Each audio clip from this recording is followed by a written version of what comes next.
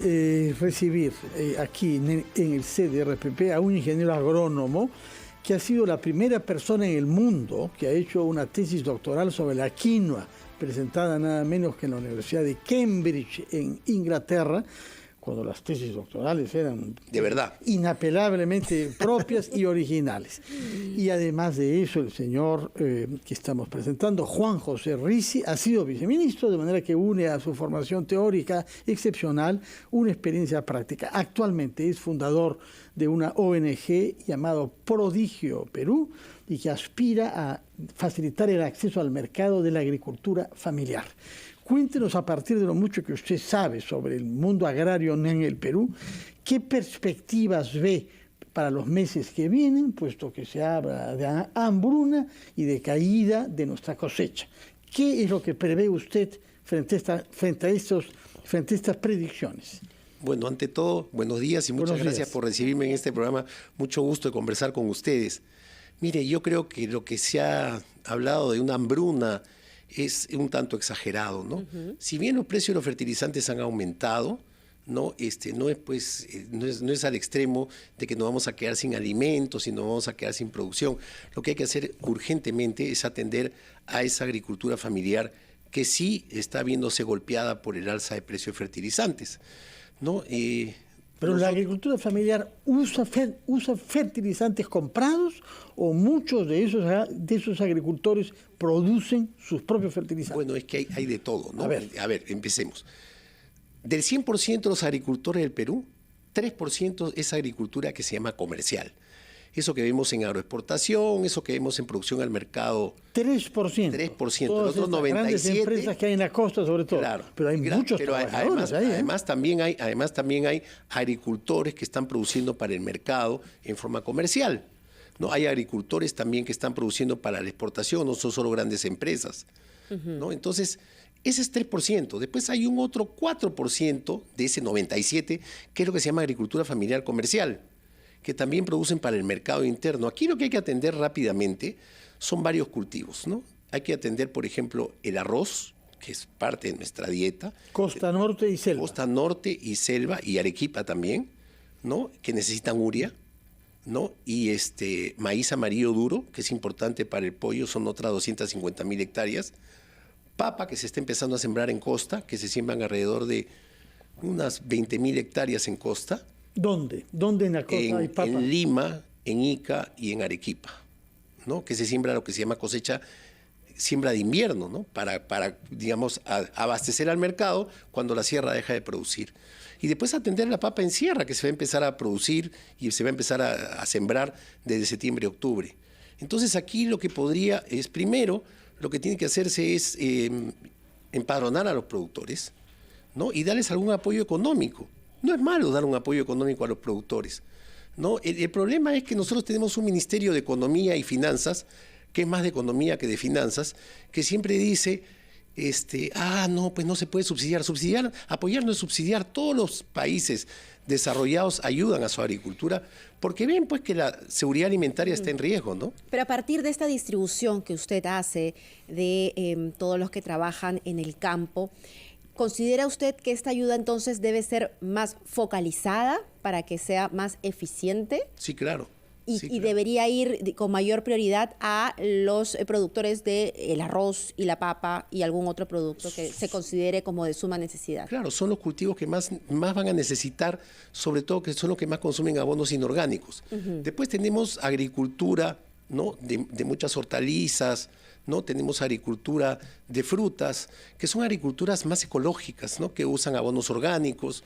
Y acá tenemos también ya un know-how y un desarrollo de fertilizantes orgánicos que también, digamos, pueden agilizarse en medio de esta crisis. Pero no producimos mucho.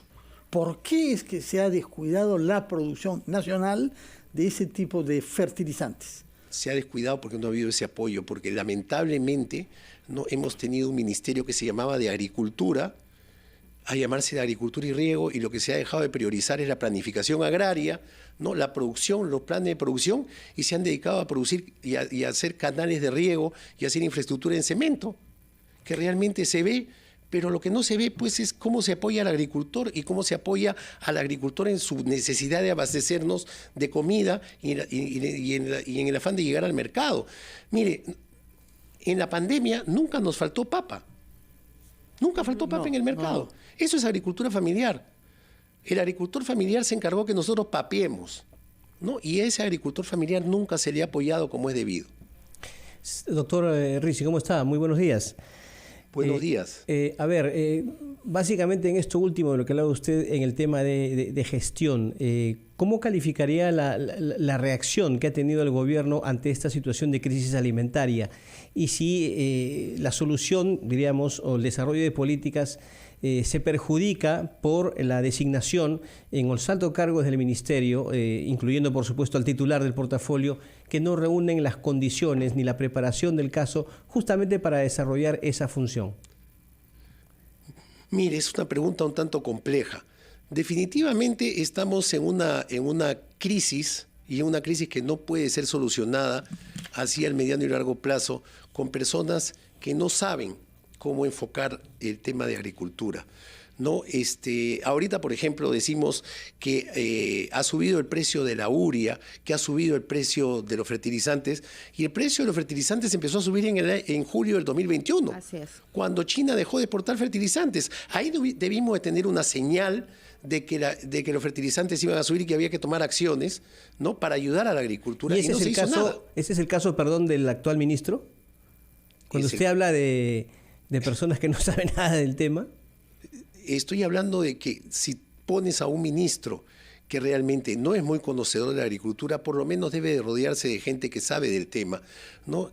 Yo no disputo que haya un partido político en el gobierno y que ese partido político pueda poner a gente de su partido, pero el partido no hace al país y el país es un todo, y ese país ese partido y ese ministro, quien esté a cargo del ministerio, tiene que convocar a la gente capaz para ayudar a solucionar los problemas, y no se está haciendo. Entonces, ¿qué fue el lanzamiento de la segunda reforma agraria? ¿Un engañamuchachos?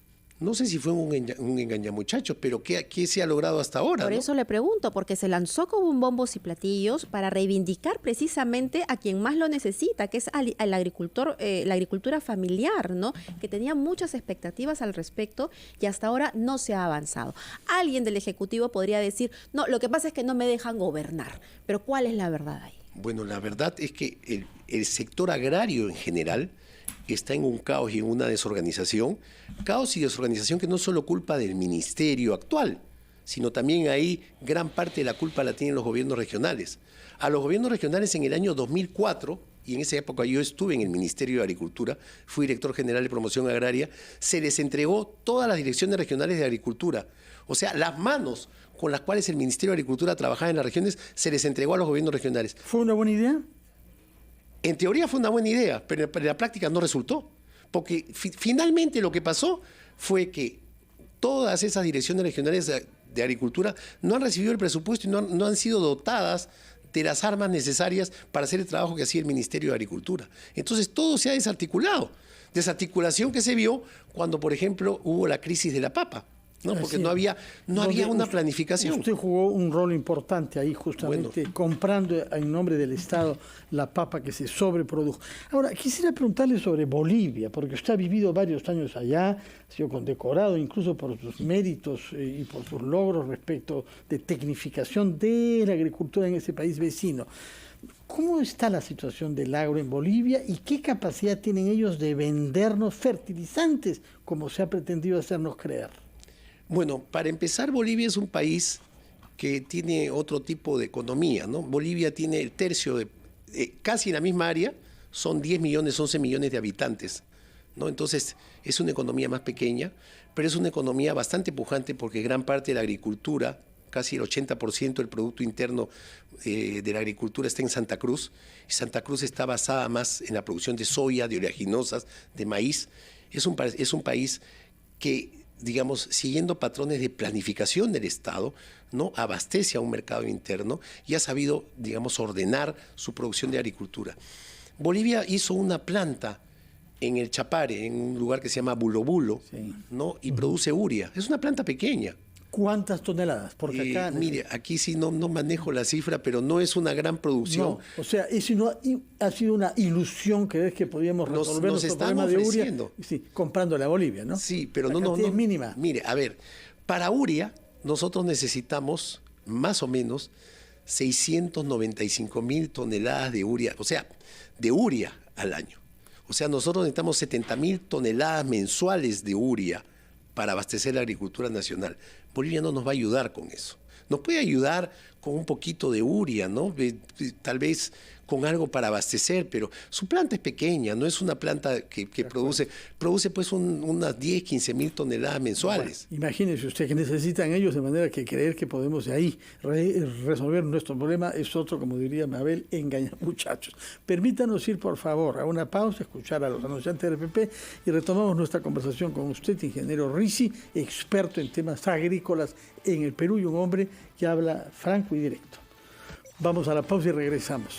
Al doctor Ricci, que se las podríamos hacer al presidente de la República, ¿no? ¿Qué medidas se deben tomar entonces, ya analizando los problemas de gestión, ¿no? Y la crisis, el caos en la que se encuentra el agro? ¿Qué medidas se deberían tomar, o por lo menos las principales, de cara a la situación de la crisis de precios de fertilizantes, la crisis económica, etcétera? Bueno, para empezar, en el tema de crisis de fertilizantes, lo primero que hay que hacer ahorita es empadronar a los productores, como dije, de maíz, de arroz, de papa, sobre todo de estos cultivos, y ver sus necesidades de fertilizante. Y ahí, digamos, ver algún tipo de apoyo económico, tal vez un copago del fertilizante 50-50, y dar, pues, dar fertilizantes a estos productores en un área no mayor de 5 hectáreas, porque lo que queremos es beneficiar a la agricultura familiar, pero también un área mínima, ¿no? Sucedió cuando hubo este pago a los agricultores perjudicados por el Niño Costero, que se dijo que se iba a dar un pago, una restitución de hasta 1,000 soles por hectárea, y se dijo a los que tengan menos de 1 hectárea se les va a dar proporcionalmente, y se generó un cheque por 10 soles en el ministerio. ¿No? Entonces tampoco podemos llegar a estos extremos, ¿no? Empadronar, ahí tiene que actuar Agrorural, que tiene oficinas en todo el país, y tiene que actuar en las direcciones regionales de agricultura, que para eso se les entregó a los gobiernos regionales las direcciones regionales de agricultura. Los gobiernos regionales tienen que ser parte de la solución y no parte del problema, ¿no? Esa es la primera. La segunda, lo que hay que hacer es planificar mejor de en adelante las siembras, el abastecimiento de alimentos, que no volvamos a tener otra crisis de la papa como la tuvimos, porque simplemente a nadie se le ocurrió pensar que como hubo el Niño Costero se atrasaron las siembras en costa, entonces coincidió las finales de las cosechas en costa con el inicio de sierra, y entonces se cayó el precio de la papa, ¿no? Y esa es la crisis que se nos viene dando cíclicamente y cíclicamente, ¿no? Y ahí sí estaríamos hablando de una verdadera segunda reforma agraria, ¿no? Dar asistencia técnica, que eso es lo que están buscando los productores, pero dar asistencia técnica que además fomente la asociatividad de los productores. No decir eso y organízate en cooperativas porque eso no trabaja. Digamos, hay muchos ejemplos, ¿no? Hay Norandino, que es una cooperativa que comenzó como la Central Piurana de Productores de Café, que es un ejemplo de cómo se puede asociar productores de café en torno a la compra de insumos, en torno a aprovechar la economía de escala y en torno a la comercialización de sus productos. Señor Ricci, agradecemos muchísimo que haya venido aquí hasta la cabina de RPP para compartir todos estos conocimientos y ver cuáles son las soluciones a esta crisis que ya tenemos encima. Muchísimas gracias. Muchas gracias a usted. Muchas gracias y ojalá que vuelva pronto y que nos mantenga bien informado con rigor sobre lo que pasa en el agro peruano. 9:28, ya volvemos.